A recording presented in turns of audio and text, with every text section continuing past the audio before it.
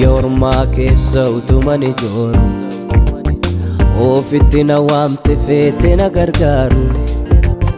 baay'eedha cubbuun kee deeminaan hin jenne harka koo na qabde naatti murteessini Yorma keessa utuman ijooru ofitti na waamte feete na gargaaru baay'eedha cubbuun kee deeminaan hin jenne harka koo na qabde naatti murteessini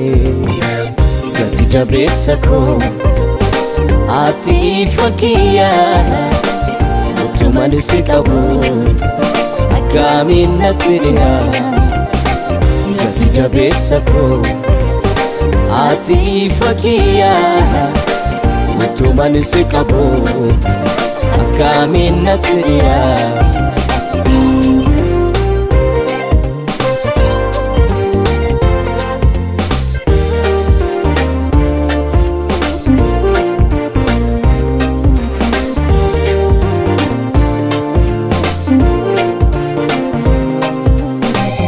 Rodoonni beelafti dhokatani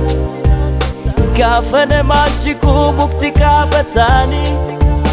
michuu lafoonaati kana maanatani nama jalaan diddu yoo si waammatani gati jabeessa koo ati ifa kiyya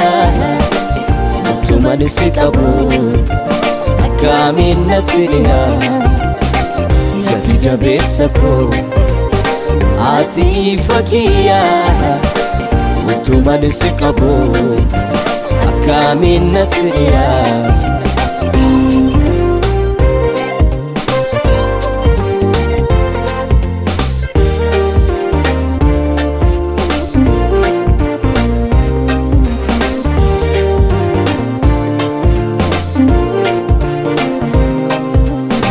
yeroon taa'e yaaduu waa'ee fayyu kooti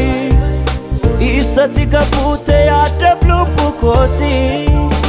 beenyaasa kan kooti gati naaf kennaamu maaf ofii kee baattee anaaf dararaamu gati jabeessa koo ati ifa kiyya utuman si qabu akkamiin natti dhiyaa gati jabeessa koo ati ifa kiyya utuman si qabu akkamiin natti dhiyaa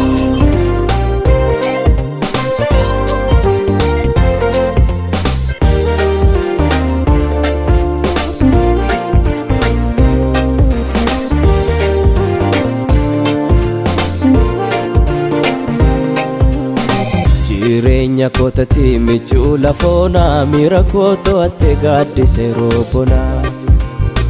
waraqaa eenyummaa koo jireenya koof ibsaa qabeenya yoo ta'e naaf caalta beekumsa